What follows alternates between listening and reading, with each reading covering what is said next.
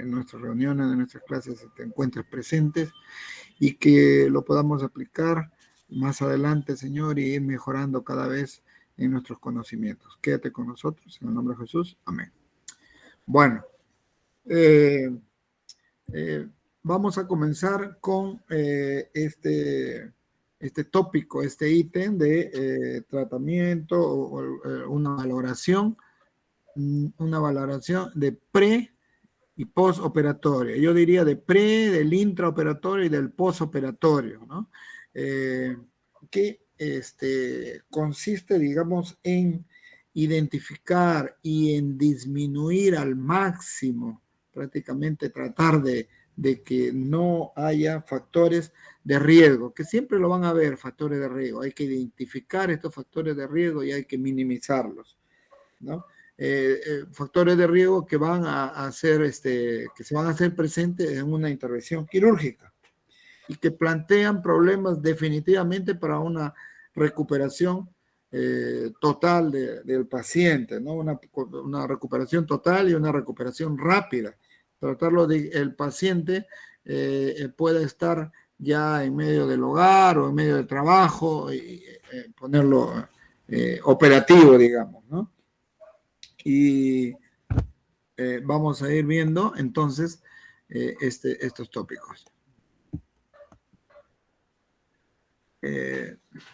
Lo principal en este tipo de evaluación tiene que ver básicamente con la confección de una buena historia clínica. Eso es primordial, eso tenemos que meternos como un chip de nuestro cerebro de que la historia clínica es fundamental, es fundamental.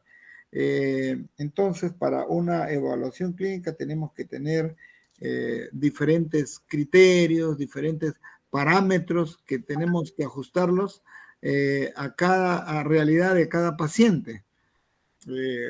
Supongo que ustedes ya habrán hecho esto de la historia clínica, ¿no?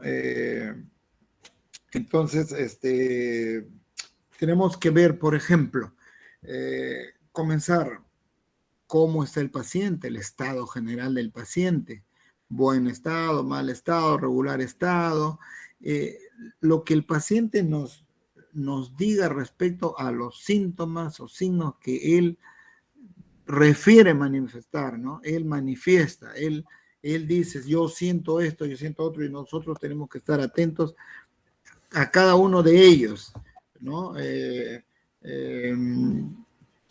Quizás entrecomillar lo que nos dice el paciente, porque es lo que él nos dice, no lo que nosotros estamos apreciando. La edad del paciente, por ejemplo, es un factor importante. No es lo mismo operar a un niño, a un joven o a una persona mayor de edad, ¿no es cierto? La situación fisiológica, cómo entra el paciente, ¿no? El examen clínico va a darnos una pauta más o menos de, hay que hacer un examen clínico general, pero digamos, conforme nosotros vayamos sabiendo el tipo de operación que vamos a hacer, generalmente lo hacemos un poquito más detallado, más limitado a la parte a la cual nos vamos a abocar.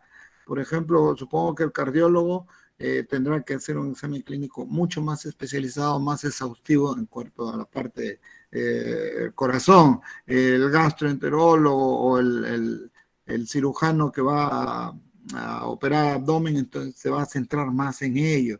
El neurocirujano, bueno, y así cada especialidad va a tener su, eh, digamos, su ahondar más en ese tema. Pero igual el examen físico va a hacerse un examen general.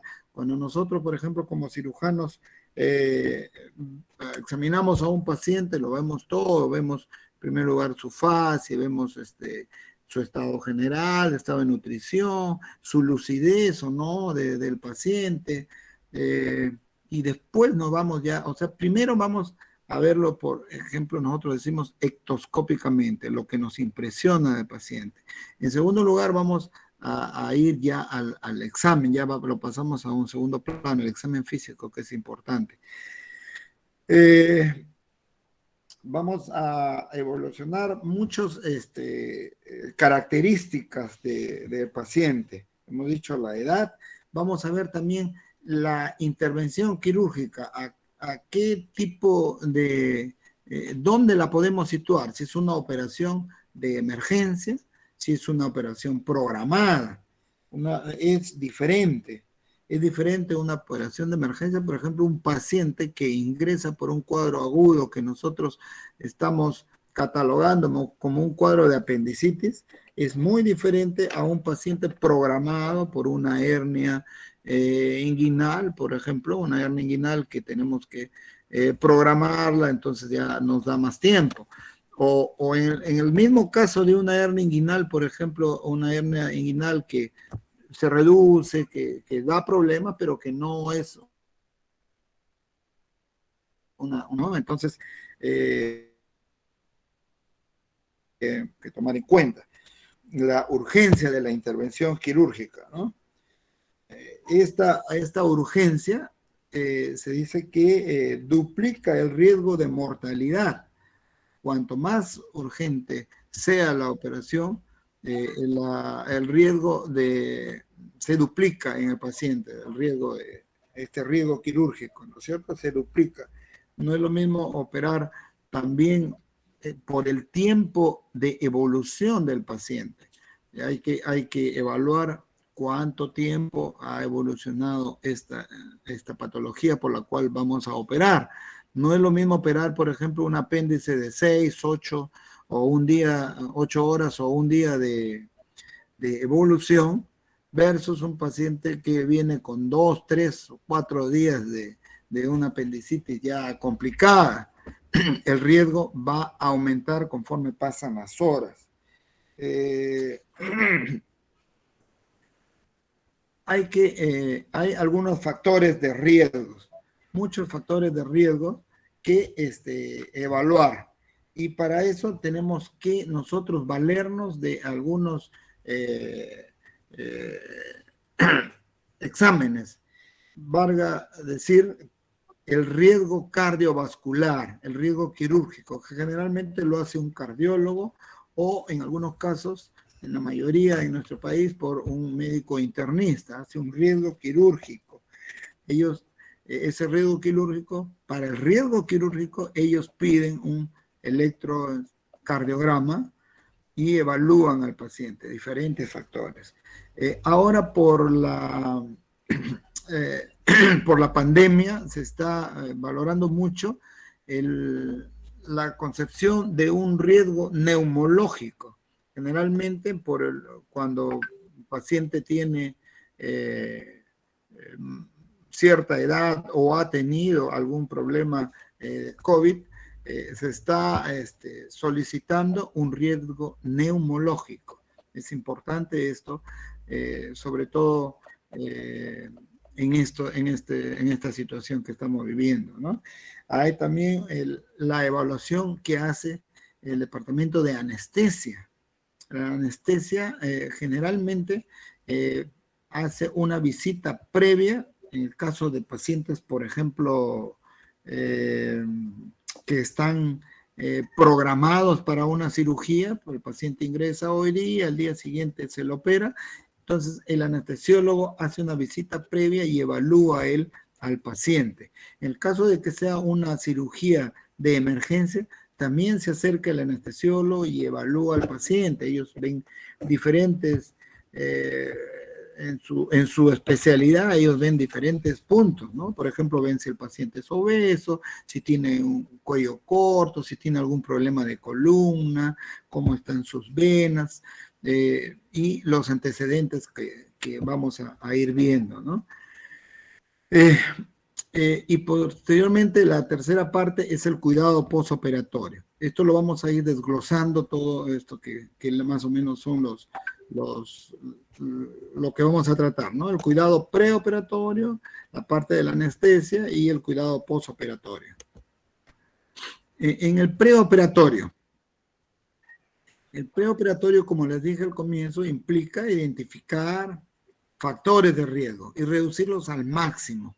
¿no? Para que el paciente pueda entrar en las mejores condiciones a una sala de operación, ¿no? De tal manera que la recuperación del paciente sea lo más rápida posible, como le digo, ¿no? Insertarlo a la sociedad, a su trabajo, a su hogar, en fin, para que sea el tiempo mínimo posible, ¿no? Ahora, como ya les he hablado más o menos, factores de riesgo, factores respiratorios, por ejemplo, pacientes que, y esto lo vamos a identificar en historia clínica, pacientes que han trabajado en asientos mineros, por ejemplo, tienen algunas complicaciones, pacientes que tienen antecedentes respiratorios, tuberculosis, asma, neumonías anteriores, que han tenido alguna cirugía al aparato respiratorio, ¿no? Hay que indagar en esos pacientes y especificarlos en la historia clínica, ¿no? ¿Qué antecedentes, qué factores respiratorios ha tenido este paciente? Y algo, un segundo punto muy, pero muy importante son los trastornos de la coagulación. Para eso vamos a pedir ciertos análisis, ya vamos a ver más adelante, trastorno de la coagulación que pueden presentar algunos pacientes, ¿no? Y esto, en el riesgo quirúrgico, se tiene que corregir estas alteraciones en la coagulación del paciente, ¿no? Factores cardiovasculares, antecedentes de alguna enfermedad cardiovascular, de alguna operación que hayan tenido, de algún tratamiento que estén teniendo, en caso, por ejemplo, de hipertensión, de arritmias, hay que evaluarlo. Y como les dije, esto lo hace principalmente el médico, el cardiólogo. Y si no lo hubiera, o si fuera el caso, se puede ser reemplazado por el médico internista, que es el que va a evaluar estos factores, ¿no? Factores hepáticos, que hayan tenido problemas hepáticos, renales, insuficiencias renales, pacientes que estén en un programa de diálisis, hay que especificarlo, ¿no? Si han tenido alguna patología renal que implique que pueda haber algún riesgo mayor en la operación. Factores metabólicos también, factores endocrinológicos, diabéticos, en fin, diferentes factores que hay que identificarlos porque estos pueden alterar muy seriamente el intraoperatorio y el postoperatorio también. Y como le dije al comienzo, también factores nutricionales, ¿no? Ver el estado de nutrición del paciente, ver su estado de sus proteínas también, que van a tener mucho que ver con el proceso de cicatrización de todo lo que vamos de las heridas operatorias, ¿no es cierto? Algunas adicciones que tenga el paciente, ¿no? En cuanto al tabaco, al alcohol, alguna droga, algún tipo de ansiedad, depresión que tengan o tratamiento de los mismos, ¿no? Ansiolíticos que tomen, pacientes que no pueden dormir. Hay otros factores también, y que dentro de los renales hay que ver también, había saltado la cuestión de la edad del paciente, porque el paciente de la tercera edad, varones, por ejemplo, van a tener problemas en la eliminación de la orina, ¿no? Van a tener problemas prostáticos, entonces quizás hay que estar atentos para ver la cantidad de orina y si no ver si hacen retención urinaria, que haya necesidad de colocación de una sonda para drenarle la orina, en fin, todo eso hay que hacerlo en general. Y esto al comienzo les va a tomar cierto tiempo, pero ya con la rutina esto se hace rápido, es rápido y se va indagando rápidamente, pero hay que tener en cuenta toda esta evaluación, estos factores que ayudan en el paciente, ¿no?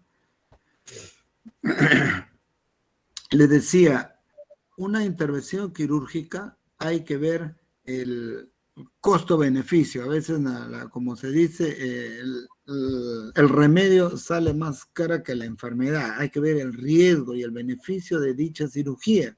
Hay cirugías que se tienen que hacer porque de ello depende la vida del paciente. Por ejemplo, lo común, una apendicitis aguda, ¿no? Que se tiene que, una apendicitis se dice diagnosticada, tiene que ser operada.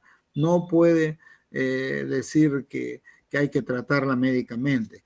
Hay otras intervenciones que pueden esperar o otras que no son necesarias, ¿no? Una cirugía correctiva, un problema, digamos, de una cirugía plástica, en fin, cosas que banales a veces que no es de una necesidad, de una urgencia, ¿no? Entonces hay que ver el riesgo, hay que evaluar ese costo-beneficio, ¿no? Le decía, la valoración del riesgo quirúrgico, la edad, la urgencia de la intervención, ¿no? Ya les he dicho el riesgo cardiovascular por el cardiólogo o el médico internista, el riesgo neumológico, ahora en esta etapa que sobre todo que estamos pasando, ¿no? Y el anestesiólogo va a entrar a tallar en este ámbito también, ¿no? Hay un índice cardíaco de Wallman que lo aplican mucho los cardiólogos y es más o menos el que estoy presentando, ¿no? Que ellos lo van a evaluar todo esto, la edad del paciente, pacientes de mayores de 70 años va a tener un puntaje, pacientes que han tenido un infarto agudo de miocardio, que tienen algún problema cardíaco, ¿no? Valorado con el electrocardiograma, su ritmo cardíaco, todo esto tiene un puntaje y lo evalúa el cardiólogo. Y ellos nos van a dar una valoración y nosotros vamos a... Ahora, ustedes saben que los hospitales acá y en todo lado tienen un nivel de resolución, un nivel resolutivo. Entonces, hay hospitales que tienen un nivel 1, que son postas o que son centros de salud, en el cual no van a solucionar mucho los problemas. Nivel 2, nivel 3, nivel 4. Entonces, cuando según el riesgo quirúrgico que nos dé, por ejemplo, en este caso, el neumólogo, ¿no? Nos da un riesgo 1, un paciente normal, generalmente un paciente joven, no fumador, un paciente atlético, ¿no? El riesgo 2, un paciente ya fumador, que fuma en forma crónica, consecutiva, ¿no? Que tiene algunas enfermedades pulmonares controladas, que no merman su capacidad vital, ¿no? Y que tiene un volumen respiratorio aceptable, que de repente hace algún deporte y no tiene ningún inconveniente. Riesgo quirúrgico 3, cuando ya su capacidad pulmonar tiene ciertas limitaciones, ¿no? A veces se cansa, le falta el aire con ya un esfuerzo mediano, ¿no? Y el riesgo quirúrgico 4, cuando ya hay una enfermedad pulmonar aguda, crónica, activa, fuerte, como por ejemplo un enfisema, una fibrosis pulmonar, cuando hay una mala función pulmonar, ¿no? Donde va a haber ya problemas en su ventilación. Hay que también evaluar la presentación de problemas tromboembólicos pulmonares, ¿no? Entonces, generalmente esto se presenta en pacientes mayores o en pacientes en la cual la cirugía va a comprometer la pronta deambulación del paciente. Esto quiere decir que el paciente va a demorar, va a estar postrado en cama, no va a poder levantarse muy rápidamente. Por eso nosotros los cirujanos tendemos a, cuanto más rápido el paciente movilizarlo, es mucho mejor la evolución del mismo. Y para ello, por ejemplo, nosotros utilizamos medias comprensivas o vendajes elásticos que van desde dejando los dedos de los pies libres hasta por encima de la rodilla.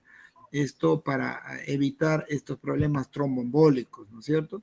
Hay también algunos que usan ya tratamientos médicos para iniciarlos al paciente para evitar estas tromboembolias, ¿no? Pero hay que tener en cuenta, como les digo, la edad del paciente. ¿no? La edad del paciente, como les decía, mayores de tercera edad, mayores de edad de 50, 60 años, hay que tener esto. Sobre todo cuando el paciente presenta algún problema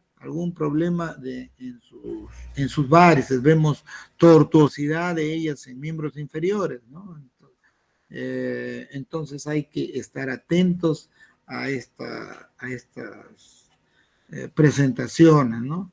O también cuando hay algún antecedente de infarto al miocardio, pacientes que ya han tenido algún cuadro de un infarto o, o también pacientes que tienen algún antecedente de alguna neoplasia, de algún cáncer que ya está aparentemente controlado o alguna tumoración que ha sido precancerígena, también hay que tener en cuenta esto, ¿no? Algún problema en cuanto a su frecuencia cardíaca, cuando ha habido alguna fibrilación auricular, hay que saber, hay que indagar mucho en qué medicación está usando el paciente. Si tiene una medicación de rutina, una medicación diaria que ya usa, por ejemplo, por poner un ejemplo, un diabético ya usa sus pastillas diarias y entonces tenemos que saber, o si este paciente usa pastillas, no puede dormir, o si usa, por ser un paciente prostático, usa sus pastillas para la inflamación de la próstata o si está en un tratamiento por cáncer, algún tratamiento oncológico. Todo esto hay que apuntarlo y tener presente en la historia clínica. No sé si me están copiando bien, si hay hasta aquí alguna pregunta, alguna duda o quieren que repita algo que ha quedado un poco claro.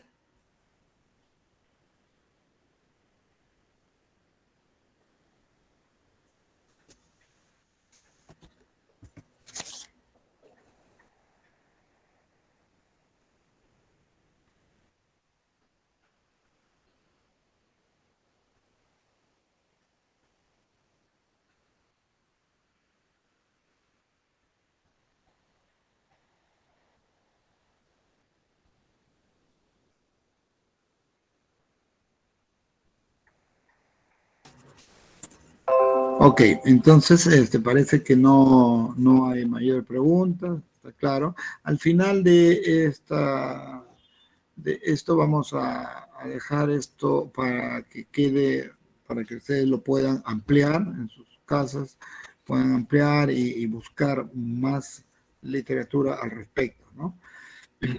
Si hay algún antecedente también de problemas isquémicos, problemas de algún dolor isquémico precordial, ¿no? De antecedentes de problemas diabetes, de una diabetes, si el paciente, como les decía, si usa algo para la diabetes, si es el paciente insulino dependiente, todo eso hay que tenerlo en cuenta. Otros factores que podemos tomar en cuenta y que son muy importantes, por ejemplo, pacientes obesos. Pacientes obesos van a tener problemas diversos. Por ejemplo, un paciente obeso va a tener problemas, el paciente obeso generalmente es gordo, pero además tiene un cuello corto, entonces va a tener problemas si es que el anestesiólogo va a tener que intubar al paciente, va a tener cierta dificultad para la intubación. Pacientes obesos también, problemas tromboembólicos, también va a tener mayor riesgo de ellos. Pacientes obesos hay que manejar también mejor el volumen de los líquidos que van a ingresar vía endovenosa, hay que tener muy en cuenta ello. Hay que tener en cuenta también la complejidad, la dificultad entre un paciente obeso y un paciente, digamos, normal dentro de su talla, digamos, ¿no? ¿Por qué? Porque para el acceso en el caso, por ejemplo, de una apendicectomía convencional o de una colecistectomía convencional, lógicamente el abordaje va a ser más dificultoso. Entonces hay que emplear instrumental adecuado que nos pueda ayudar en lograr nuestro objetivo de la operación, ¿no? Y como les decía también, habíamos dicho anteriormente, ¿no? Factores de alteración de la coagulación. Este es más o menos una imagen nos puede decir los problemas en un tromboembolismo que se presentan y que puede complicar totalmente la evolución intraoperatoria del paciente y el postoperatorio también, ¿no es cierto?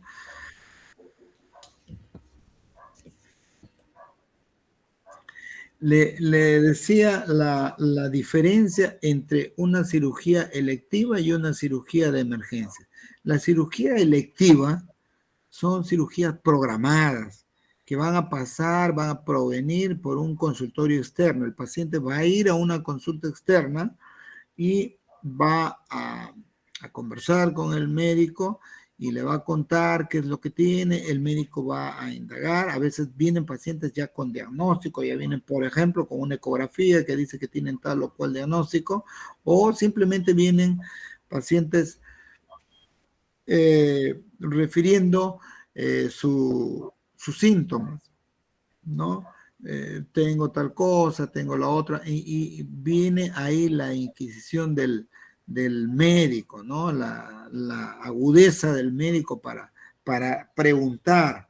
Entonces, es muy importante esta historia clínica que yo le refería al comienzo, ¿no es cierto?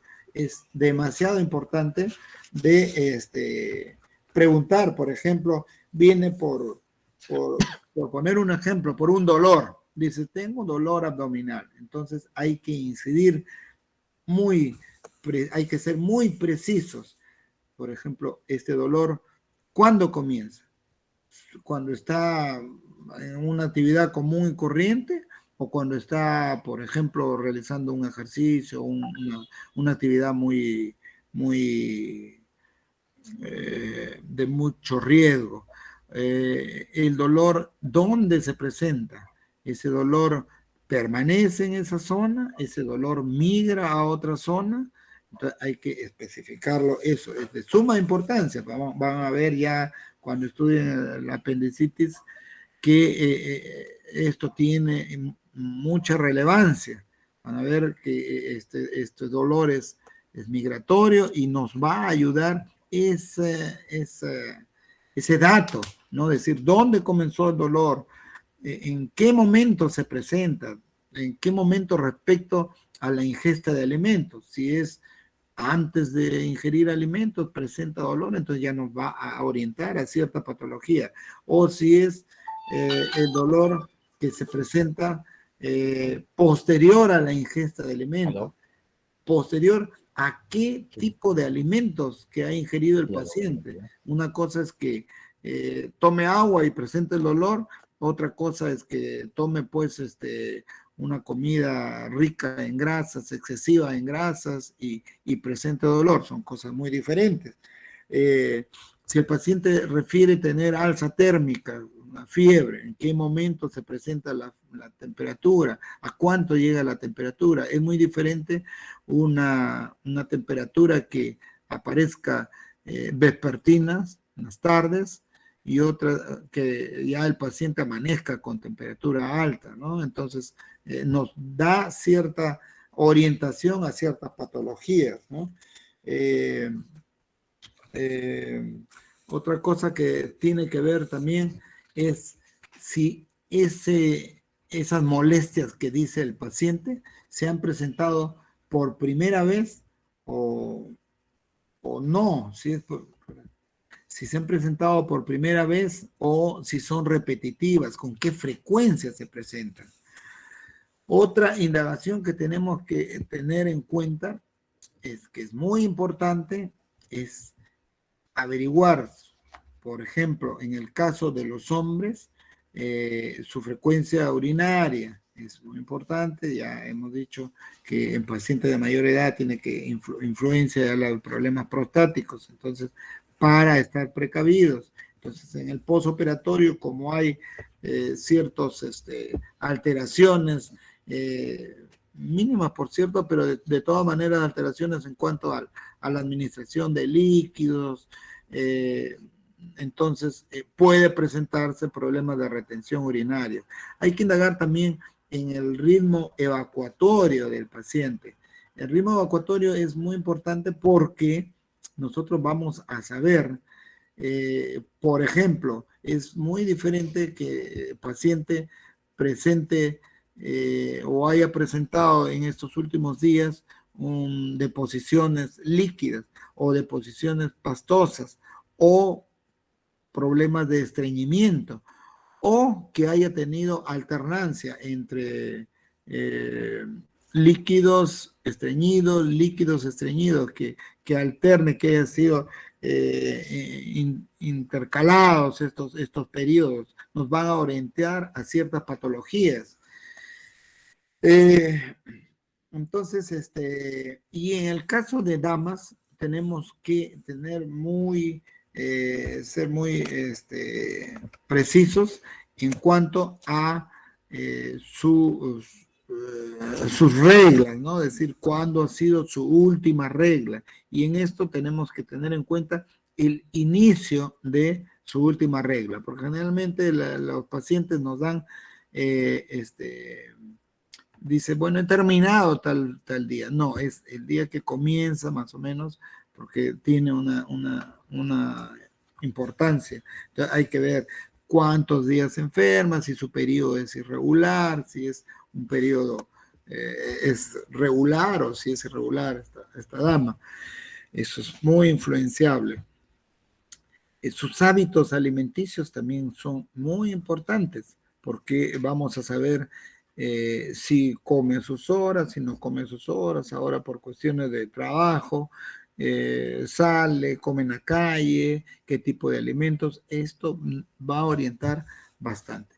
Ahora, en caso de cirugías de emergencia, es que nosotros tenemos que solucionarlo dentro de las primeras 24 horas.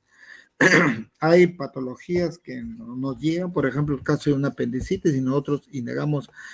La pregunta clásica mía es, señor, ¿cuándo usted estaba bien?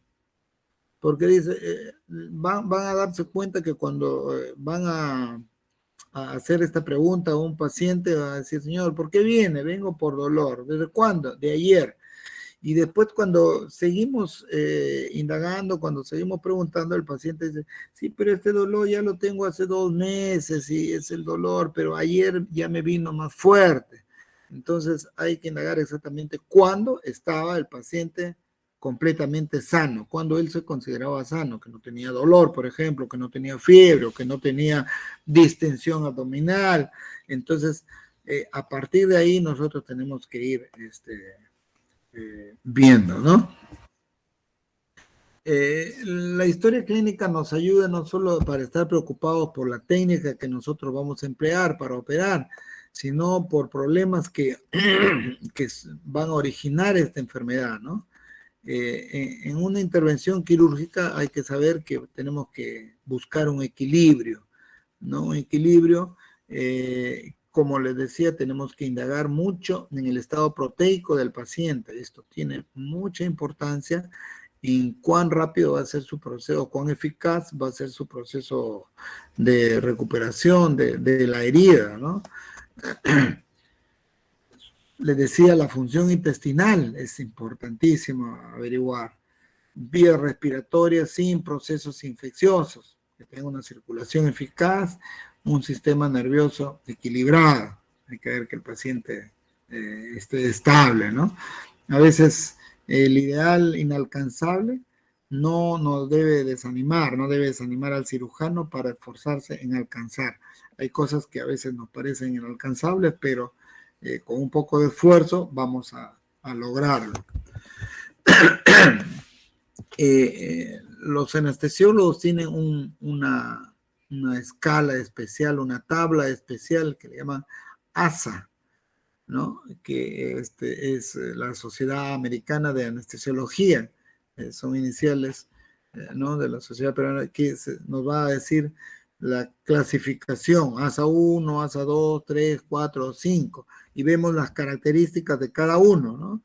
paciente sano, pero que es menor de 70 años, un paciente de 50, 48, 40 años, que no tiene ningún tipo de patología, lo van a clasificar como ASA 1. Cuando hay una enfermedad sistémica leve, pero el paciente está sano, está estable, ¿no? ASA 2, ¿no? ASA 3, cuando ya hay una enfermedad sistémica severa, pero no incapacitante. Por ejemplo, el paciente tiene una diabetes, pero no está controlada, ¿no? O tiene una hipertensión, pero está completamente controlada, toma sus pastillas y se controla, entonces ASA 3, ASA 4 y ASA 5. Esto mayormente tiene que ver con el poder resolutivo de cada entidad, de cada hospital. Por ejemplo, el hospital donde yo trabajo tiene la capacidad para resolver hasta un riesgo quirúrgico 2. Cuando ya el riesgo quirúrgico ya sube a 3, ya el hospital no está capacitado, lo está, no debería de intervenir al paciente, y por eso es que nosotros tratamos de referirlo, transferirlo al paciente a un hospital de mayor capacidad resolutiva. Particularmente, el doctor Morón y yo trabajamos en el hospital de salud, y en el hospital de Minsa también tienen los mismos sistemas, ¿no? Hospital 1, hospital nivel 2, nivel 3. Por ejemplo, Hospital Loaiza, Hospital 2 de Mayo, Hospital Cayetano Heredia son nivel 4. En salud tenemos acá en Lima 3 redes, ¿no? La red de Almenara, la red Sabogal y la red Rebagliati. Y cada red con una serie de clínicas más pequeñas. Por ejemplo, Rebagliati tiene acá en Chancay, en Pablo Bermúdez, en Angamos, y si ellos no pueden solucionar o no están en capacidad de solucionarlo, lo van a referir a un hospital de mayor nivel. Nosotros trabajamos en un hospital en San Juan del Lurigancho, y como les decía, es nivel 2, y si es que nuestro riesgo ya subió a 3, no debemos de operarlo ahí, salvo que pues de ello dependa la vida del paciente y que no va a llegar a una referencia a un hospital de mayor nivel, entonces tenemos que hacerlo, porque si no se va a morir en el camino. Entonces, pero generalmente, por ejemplo, si llega un paciente y nos dice, ¿sabe qué? Tenemos que operarlo de un cuadro de apendicitis, tenemos que practicar una apendicectomía, y nos dice, ¿sabe qué? Este paciente tiene un riesgo quirúrgico 3 o 4 de repente, entonces, y nos da el tiempo, porque la apendicitis te da un tiempo para operar, tenemos que referirlo a este paciente, ¿no es cierto? Ahora, en el preoperatorio tenemos que tener en cuenta lo siguiente, ¿no? ¿Qué medicamentos ha estado usando el paciente? Como le decía, si usa tipos en forma de rutina, ¿no? ¿Qué tipo de medicamentos usa? Por ejemplo, un diabético usa sus pastillas, un prostático usa sus pastillas, un hipertenso usa sus pastillas, en fin. Cómo está su hidratación del paciente, hay que tener en cuenta si aplicamos, por el tipo de cirugía que vamos a realizar, vamos a dar un antibiótico profiláctico. Se usan mucho los antibióticos profilácticos, sobre todo cuando se va a una intervención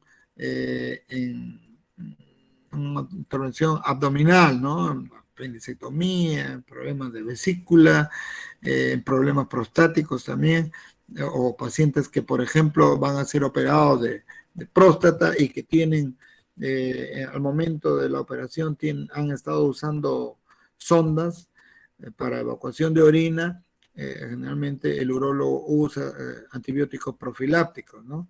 Hay que hacer una preparación intestinal, también una preparación intestinal. Por ejemplo, en pacientes que van a ser operados de colon, pacientes digestivos bajos, generalmente ponen enemas evacuantes, y ponen para preparar esa zona que van a operar, ¿no?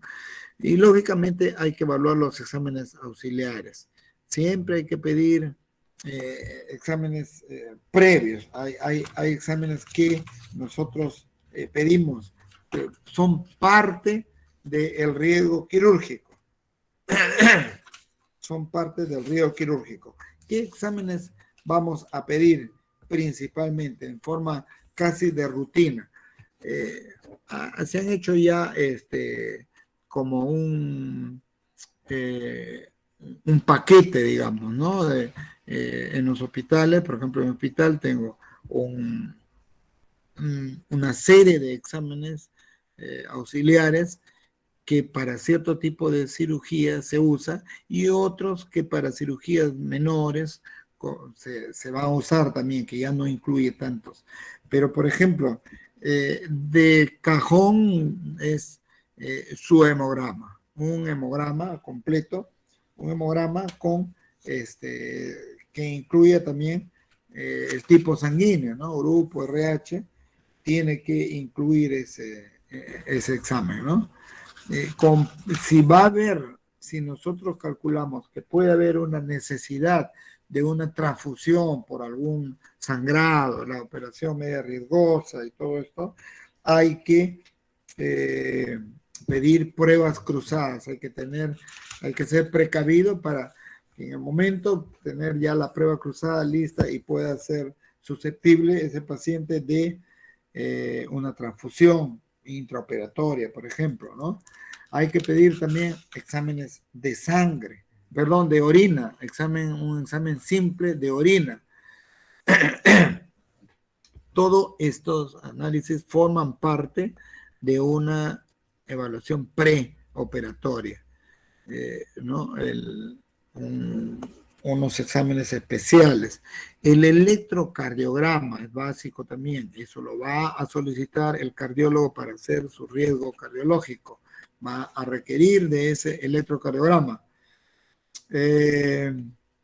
Y algo que también es de rutina y que se solicita siempre es una radiografía de tórax, la radiografía de tórax y mucho más en estos tiempos, ¿no? De COVID, la radiografía. Y ahora se está pidiendo como preoperatorio inmediato, o sea, si por ejemplo es una operación programada, de tal manera que yo me tengo que internar hoy y me van a operar mañana, o me interno hoy en la mañana y me operan en la tarde, me van a pedir de todas maneras una prueba de negatividad de COVID, ¿no? De todas maneras lo están pidiendo en hospitales, lo están pidiendo en clínicas particulares, una prueba de COVID. Esta prueba de COVID no es para inhabilitar la operación, para postergarla, no. Probablemente postergarla si es una cirugía programada, que no requiera mayor urgencia. Pero si es una cirugía de urgencia, solamente es para tomar las provisiones, para que el hospital tome las provisiones, los cirujanos, el anestesiólogo, todo el equipo tome las provisiones necesarias y cuidarse de la propagación de esto, ¿no? Esto es de toda la evaluación preoperatoria. Esta evaluación, estos análisis, lógicamente, si nosotros vamos a operar algo abdominal, si la cirugía va a ser de tipo abdominal, nosotros vamos a pedir una ecografía de abdomen o una tomografía, ¿no? Por ejemplo, si el diagnóstico el diagnóstico probable es una problema de cálculos a la vesícula, una colecistitis crónica calculosa, entonces vamos a pedir una ecografía o una tomografía para saber si solamente está limitado a la vesícula, cómo está ese conducto cístico, si hay cálculos en vías biliares, en colédoco, y ver, ya esto nos proyecta al tipo de cirugía que vamos a realizar, porque no es lo mismo un problema de cálculos limitados a la vesícula, que encontremos que esto también tenga cálculos en el colédoco. Ya va a variar el tipo de cirugía y el tipo de procedimiento. Entonces tenemos que evaluar todos estos exámenes que nos van, como se dice el nombre, nos van a auxiliar en el diagnóstico y en la proyección de ver qué es lo que vamos a hacer, qué intervención vamos a realizar.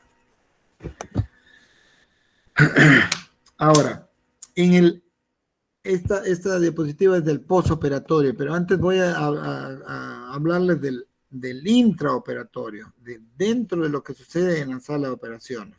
Probablemente algunos han tenido la oportunidad de entrar a la sala de operaciones, ya sea como pacientes o como simplemente para mirar nomás una operación, ¿no? Como presenciar una operación.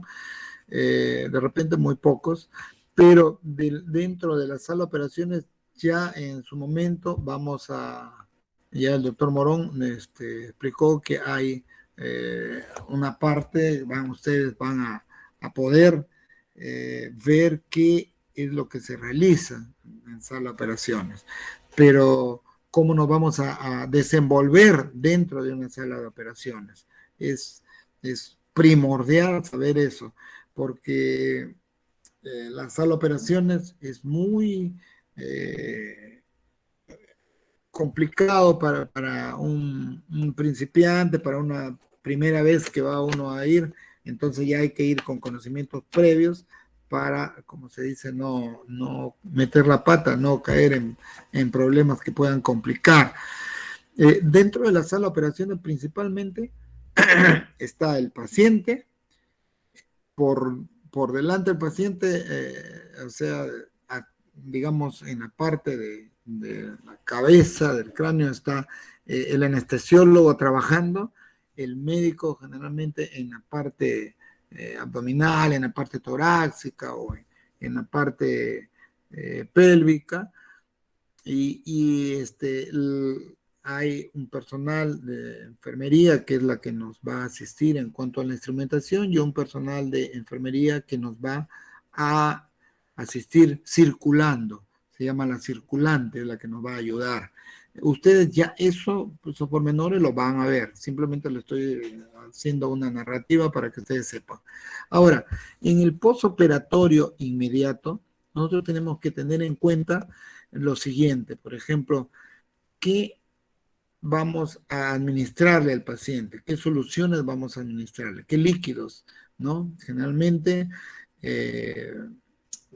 nosotros como cirujanos generales, por ejemplo, operamos cavidad abdominal, entonces eso tenemos que tenerlo muy en cuenta de que toda intervención, todo aquel en el cual una persona interviene dentro de una cavidad abdominal, donde toca un intestino, donde toca cualquier cosa dentro de la cavidad abdominal, eso va a producir una reacción del intestino, una parálisis, va a provocarse que el intestino no funcione, que el intestino se paralice.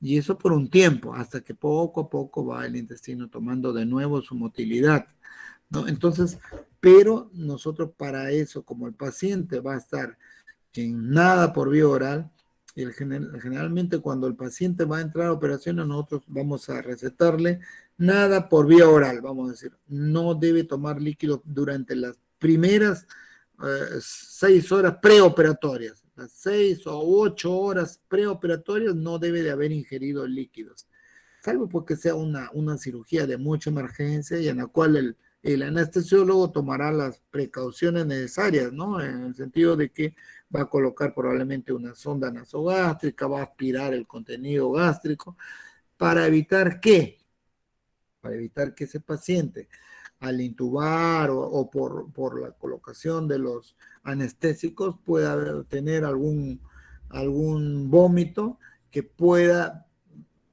aspirarse, que pueda presentar se aspire y presente, se complica la cosa, ¿no? Entonces, esa es la idea por la cual nosotros decimos que el paciente, sobre todo en cirugías programadas, o cuando entra, por ejemplo, a una apendicectomía que tiene un tiempo de cierta espera, entonces el anestesiólogo nos dice, este paciente tiene que estar con 6 o 8 horas de nada por vía oral, eso es lo ideal. Pero en el postoperatorio debemos ya de administrarle líquidos, Entonces, estos líquidos van a estar en función del peso, de la necesidad del paciente. Y según el tipo de cirugía, la progresión en cuanto a la ingesta de líquidos siempre es primero una tolerancia oral.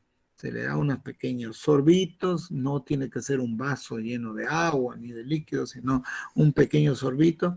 Esa es una tolerancia oral, para ver si tolera la vía oral. Generalmente después de una intervención por efecto de los medicamentos anestésicos, el paciente puede presentar reflejo nauseoso, puede tener ese reflejo nauseoso. Es casi normal que tenga unas arcadas o que presente algún vómito. No nos debe de alarmar mucho. Y por eso es que nosotros vamos, yo particularmente no soy hay algunos colegas que sí son tratan de lo más rápido iniciar la vía oral, ¿no? Yo soy más bien un poquito a la antigua, trato no hay ningún apuro, prefiero demorar un poquito, pero ir a lo seguro, ¿no? Entonces, que esto de la dieta vaya en forma muy progresiva. Primero, como le digo, la tolerancia oral, posteriormente una ingesta de líquidos claros, una agüita de anís, una agüita de manzanilla, luego una dieta líquida ya completa, una dieta líquida completa, posteriormente una dieta blanda y por último la dieta ya normal, ¿no? La dieta regular. Esa es la progresión que se da. Hay que tener en cuenta también la medicación que vamos a tener en estos pacientes, ¿no? Principalmente analgésicos, porque si sale de una operación en la cual pues se ha trajinado ahí, lógicamente el paciente va a presentar mucho dolor, ¿no es cierto? Va a presentar dolor y entonces eso hay que minimizarlo para que el paciente no esté sufriendo y no pueda también, además de sufrir, estar presionando, haciendo un poco de esfuerzo que pueda complicar la sutura, ¿no? Entonces, todo esto hay que tener en cuenta, entonces hay que cubrirlo bien al paciente con analgésicos respectivos. Luego, hay que ver la necesidad del uso de antibióticos, sobre todo según lo que hayamos encontrado en el intraoperatorio, ¿no? Si de repente se ha encontrado un apéndice que está un apéndice congestiva, entonces de repente damos unas 2, 3 dosis de antibiótico y eso es suficiente, pero es diferente haber encontrado, por ejemplo, un cuadro peritoneal en el cual hayamos tenido necesidad de hacer algún drenaje, de poner alguna sonda ahí para que drene o algún dren. Hay que cubrirlo con antibióticos, ¿no? Hay que cubrirlo con antibióticos.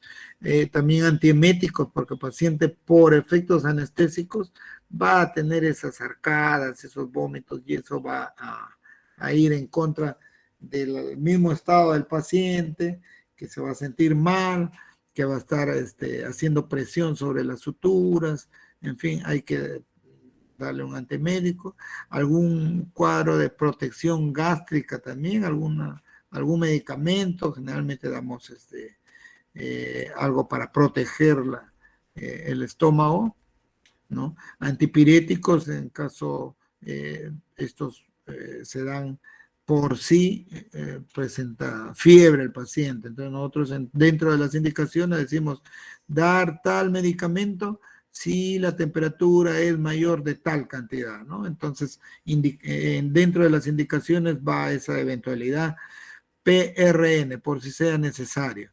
Y prevención, como hablé al comienzo, de problemas trombóticos. Entonces, generalmente hacemos el vendaje compresivo de miembros inferiores. Esto por el estado, por la misma operación, por los medicamentos, anestesia, y por el estado también de que el paciente esté echado y que no esté deambulando primariamente, ¿no? Hacer ejercicios respiratorios adecuados. Generalmente se le indica al paciente que se haga ejercicios respiratorios. En algunos lugares usan globos para, ¿no? para que el paciente, porque el paciente por el mismo dolor limita su inspiración y su expiración, y se puede ir acumulando secreciones dentro del pulmón, de tal manera que puede complicarse con problemas pulmonares, ¿no? Que van a complicar la operación, ¿no? Y como les dije, la deambulación precoz en la medida de lo posible, ¿no?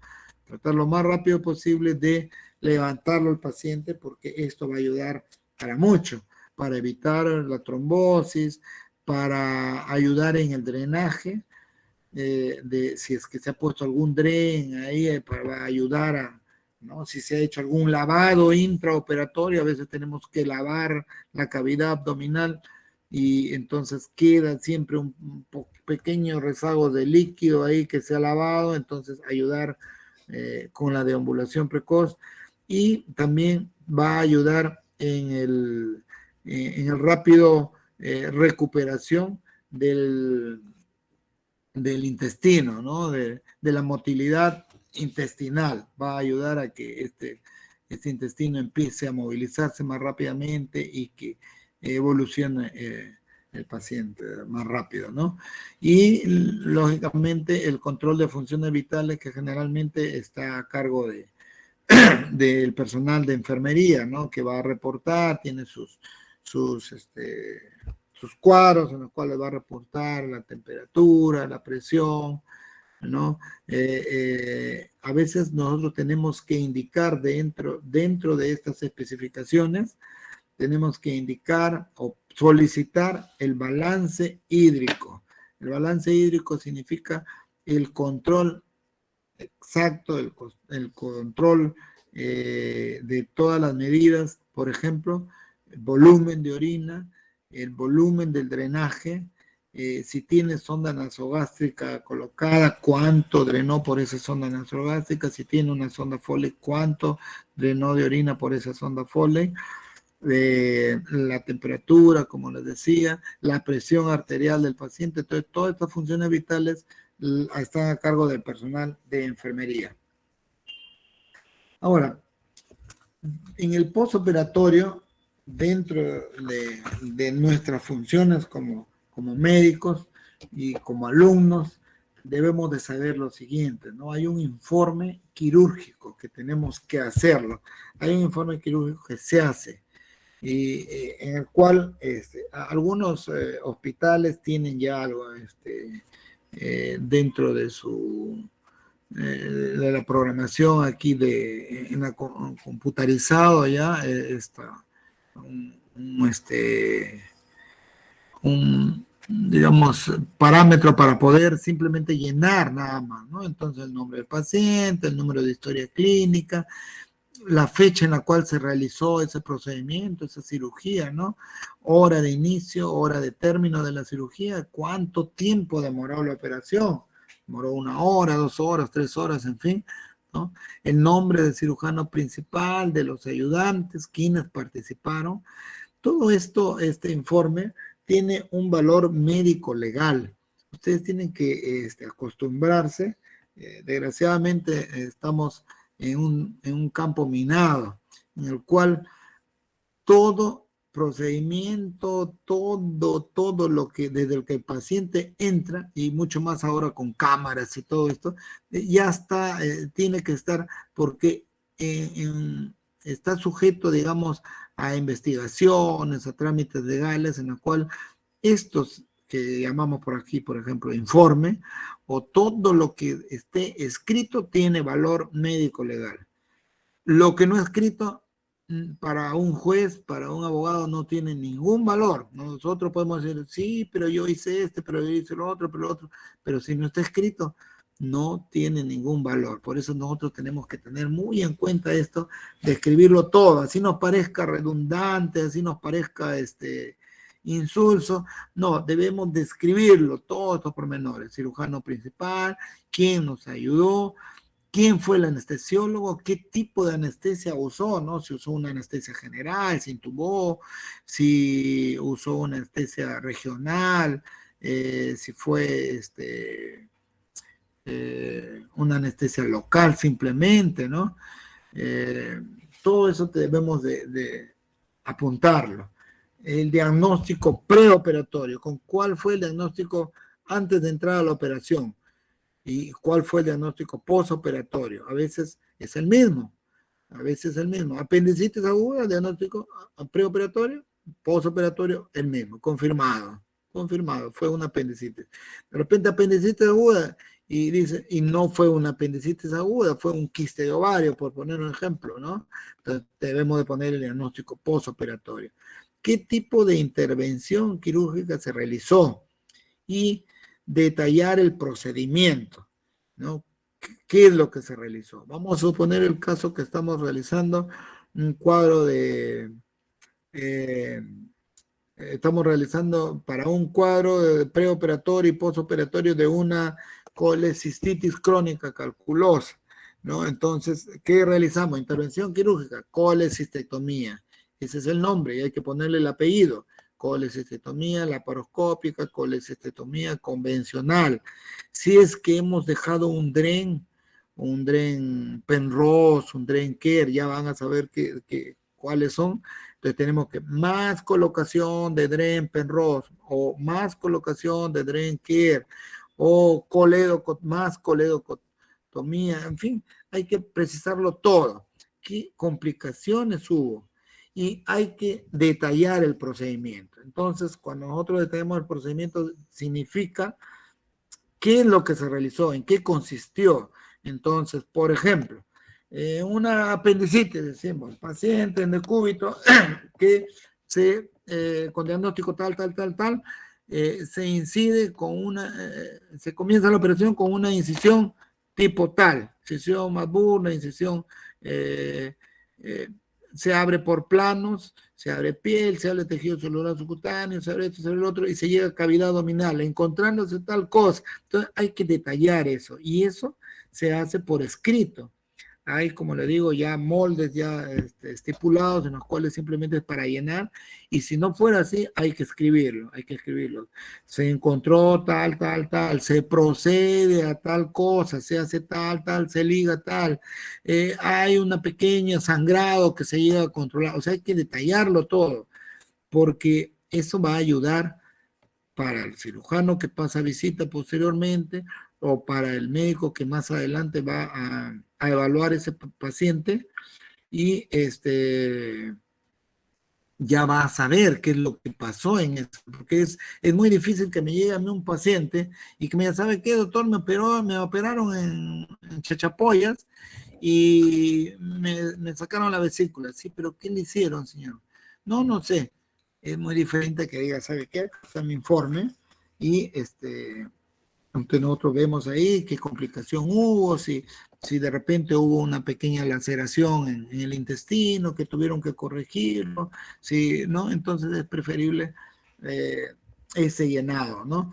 Si hubo, como le digo, alguna complicación, si hubo sangrado, entonces hay que especificar la cantidad de sangrado, sangrado de aproximadamente tantos, 300 centímetros cúbicos, ¿no? Entonces, hay que ponerlo ahí, ¿no? Y es muy importante, y esto le digo por experiencia como cirujano, que figure el recuento de gasas, que el recuento de gasas lo realiza generalmente el servicio de enfermería. Ahí, como le dije al comienzo, hay una enfermera circulante. Entonces, la enfermera circulante y la enfermera instrumentista son las encargadas, ellas al comenzar la cirugía cuentan sus gasas, porque esas gasas, acuérdense, son preparadas en en un departamento especial, ¿no? Hay una central de esterilización que es la que se encarga de preparar los paquetitos de gasas. Y como son personas, son humanos, a veces pueden haber errores. Entonces, generalmente son paquetes de 5 gasas, ¿no? Pero de repente por ahí se le pasó una y pusieron 6, por ejemplo. O de repente no pusieron 5, sino pusieron 4. Y si no contó la enfermera, asume que son 5. Y de repente habían 6. Y entonces cuentas 5 y dice ya gasas completas. Pero habían 6 al comienzo. Y como no las contó, quedó una dentro, ¿no? Entonces puede ver, y esto puede ser sujeto de que el paciente se complique, que tenga que ser reoperado, que venga a juicio, en fin, un montón de cosas que se evitarían con un buen conteo de gasas, ¿no? Entonces, el conteo de gasas tiene que ver con enfermería de la instrumentista y enfermería de la que está circulando. Entonces, cuando termina la operación, viene el conteo de gases. El médico solicita, voy a cerrar la cavidad abdominal, por ejemplo. Entonces dice, por favor, señorita, contemos las gases. El médico para, el cirujano para y está atento al conteo de gases. A veces, por la complicación de la operación, el cirujano no está alta, está la presión, tal el estrés del intraoperatorio, pero debería hacerlo, por ejemplo, porque la enfermera instrumentista empieza a contar gasas cuando el cirujano todavía no ha comenzado la operación en sí. Entonces comienza a ver, le dice a la circulante, mira, fulana de tal, entonces, gasas chicas, entonces 1, 2, 3, 4, 5, ya. Gasas medianas, tanto, gasas grandes, tanto, apósitos, tanto. Entonces ya sabe con cuánto comenzó. La enfermera circulante, un papelito ahí apuntando. Gasas pequeñas, 5, gasas medianas, tanto, gasas grandes, apósitos, tanto. Entonces, para que al final de la operación tiene que coincidir lo que contó al comienzo. Y generalmente hay unos dispositivos en los cuales cuelgan sus gasas y esto le ayuda al conteo. De tal manera que la circulante tiene que decir, doctor, y al anestesiólogo, doctores, gasas completas. Entonces es el momento en el cual el cirujano comienza con el cierre ya propiamente dicho de la cavidad abdominal, ya con la satisfacción. Ahora, si se presentara por ahí algún problema posterior, figura por eso este informe quirúrgico en el cual dice, recuento de gasas, la enfermera circulante, señorita fulana de tal, informa gasas completas. Entonces, cualquier problema posterior en el cual tenga una implicancia médico-legal, va a salvar la responsabilidad del médico, porque ya ahí figura. Ha habido casos en los cuales no ha figurado, no figuraba si las gasas estaban completas, si se habían contado, no se habían contado. Y la implicancia médico-legal recae sobre todos los que participaron en la operación. Ahora, otro punto que se toma en cuenta es la anatomía patológica de la pieza que se ha operado, se ha sacado. Si es el apéndice, la anatomía patológica, y tenemos que hacer una orden para que esa pieza vaya a un estudio anatomopatológico. La vesícula, el apéndice, un tumor, en fin, lo que sea, cualquier pieza operatoria, hay que mandarla a anatomía patológica, salvo que el cirujano desestime esa posibilidad porque sabe que no tiene mayor importancia. Pero lo mejor es mandarlo siempre a anatomía patológica. Y poner en ese informe quirúrgico también el destino del paciente. Paciente pasa en buenas condiciones o en condiciones estables a sala de recuperación.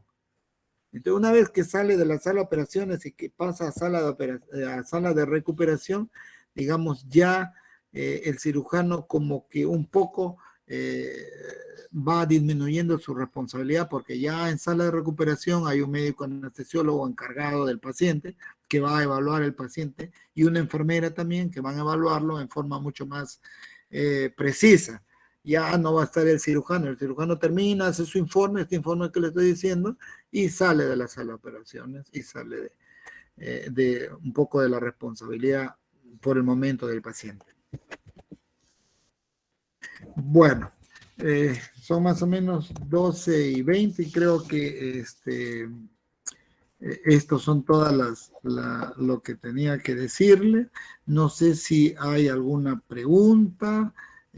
Esto lógicamente es muy la primera vez probablemente que han escuchado esto. Les voy a dejar las diapositivas para que ustedes puedan tenerlas y puedan ampliarlas en casa, ampliar esos tópicos, buscarlo en otros libros, en otra literatura para que puedan ampliarlo.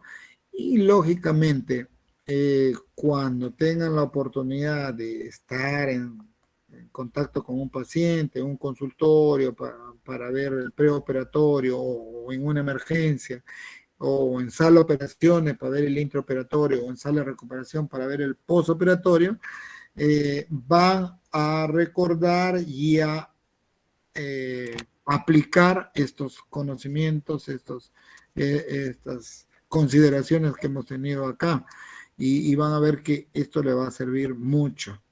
Es importante que nosotros tengamos siempre presente el paciente, particularmente, por ejemplo, paciente que está en sala de operaciones, inclusive yo soy el que ayudo un poco a pasar al paciente de la mesa de operaciones a la camilla, y recién me retiro, porque a veces se ha dado el caso que en la mesa de operaciones nosotros salimos, el cirujano sale y se queda el anestesiólogo desintubando al paciente y se presenta alguna complicación ahí y llamen al doctor y el doctor ya se cambió, ya se cambió de ropa y tiene que volver para volver a entrar, ¿no? Entonces es preferible, como le digo, hasta que el paciente no pasa a recuperación, recién el cirujano ya va disminuyendo su responsabilidad. Bueno, no sé si hay alguna pregunta, y veo que figura que qué literatura, todo lo que es de cirugía, hay atlas de cirugía, hay manuales de cirugía, hay libros de cirugía. Les recomiendo en el CEM de San Marcos, que está por el Jirón Cangallo, acá en Lima. Bueno, y en literatura también, pero hay libros, diferentes literaturas que pueden revisar sobre lo que hemos visto ahora, ¿no?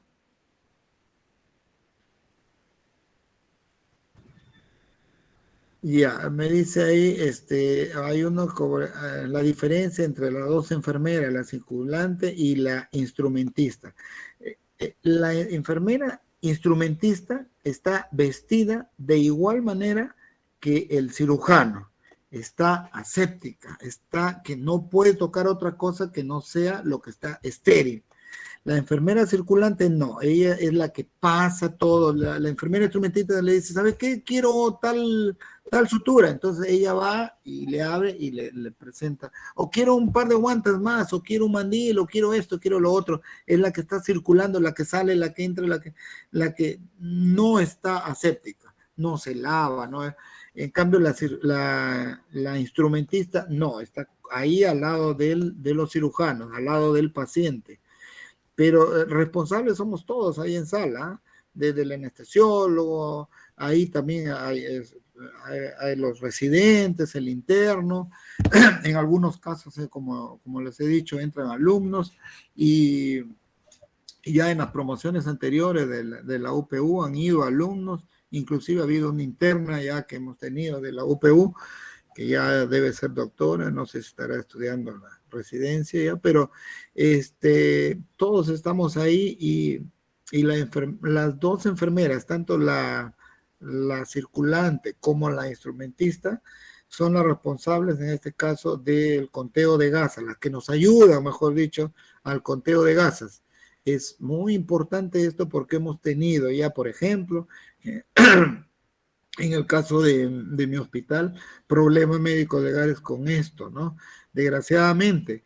Y no es porque, como yo a veces he tenido oportunidad de conversar con los pacientes afectados por esto, no es que el médico haya entrado con una intención de que quede una gasa, que esto no, es una complicación que no la esperamos, que no la deseamos, que más tratamos de evitarla, pero tal es la vorágine del acto quirúrgico, el estrés y todas las demás cosas que a veces se nos pasa, pues, ¿no? Somos humanos y se nos pasa. ¿No hay más preguntas? Entonces voy a pasarles al delegado, voy a pasarle lo que hemos, estos diapositivos, para que lo pase a los alumnos. Y no sé, ¿está el doctor Morón por ahí, creo? Sí, Marco. Ya. Bueno, okay. Gracias. Agradecemos al doctor Marco Vilches por la charla, muy interesante. Voy a pasar la segunda lista. Me olvidé de explicarles, les voy a explicar. La asistencia se pasa al inicio, se pasa a la mitad y se pasa al final. Hay sistemas de asistencia a través del PATMOS y a través de Meet. Entonces, por favor, a los alumnos desde ahora, acostúmbrense a mantener su asistencia. Recuerden que estamos en una época de diferentes formas de dictar clases, entonces también hay diferentes métodos de tomar asistencia. Por favor, otra cosa que me olvidaba es el sistema de evaluación. Incluye la asistencia, como ustedes habrán visto en el sílabus, la participación activa del alumno, los trabajos correspondientes en el tiempo adecuado, ¿no? Obviamente los exámenes teóricos y las prácticas, sean virtuales o sean presenciales. ¿Ok? Entonces, en este ciclo vamos a tener muy en claro esto para la evaluación. Va a ser mucho más individualizada. A veces es muy difícil evaluar a una persona. Y es importante porque ustedes se están formando como médicos. Entonces, nosotros como profesores tenemos la responsabilidad de tener una evaluación respectiva de cómo es que están llevando a cabo su curso y si están en la capacidad de poder demostrar que han aprendido. Muy bien, entonces, por hoy día creo que hemos acabado. El día de mañana continuaremos con las siguientes clases. Toda coordinación se hará a través de los delegados. Voy a dejar mi número de teléfono acá para los delegados. Doctor, me comenta que hoy día se tomó asistencia porque... Por supuesto, claro que sí. Ok. Sí, se ha tomado asistencia.